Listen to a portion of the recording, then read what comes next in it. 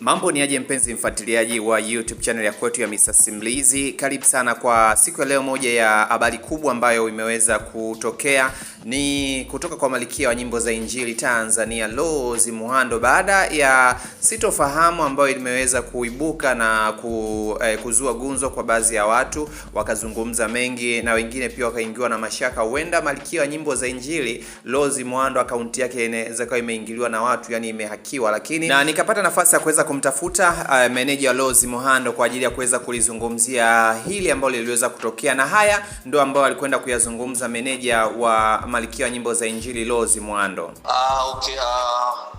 Poleni. Najua kuna watu wengi wamepata taharuki, wameshangaa Malkia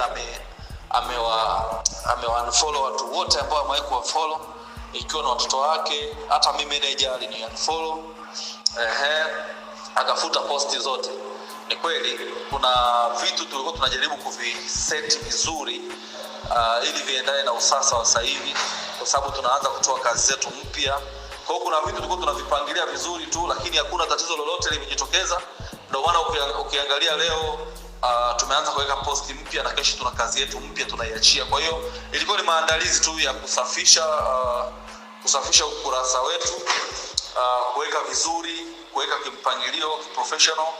Kwa hiyo msio na mashaka yoyote, sio kwamba account imehakiwa wala kuna tatizo lolote. Hapana, tulikuwa tunajaribu kuweka vitu sawa. Hatimaye kesho kuna kazi tunaachia mpya kabisa. Hizi zingine tuliachia kama bonus track. Ile damu ya Yesu tuliachia kama bonus track. Alafu pia Christmas tuliachia pia kama bonus track, lakini official release, kazi kabisa yenyewe tunaenda kuiachia kesho saa 4. Kwa hiyo mashabiki wapenzi wa Rose Muhando wakae karibu kabisa na peji zote za digital platform, kuanzia Boomplay, Audiomack, Deezer, Apple Music, YouTube, kote itaenda kupatikanika kazi ya Malkia wa nyimbo za Injili Tanzania. Kwa ufupi ufafanuzi ndio huo juu ya unachokiona kimetoka kwenye peji ya Malkia. Asante sana.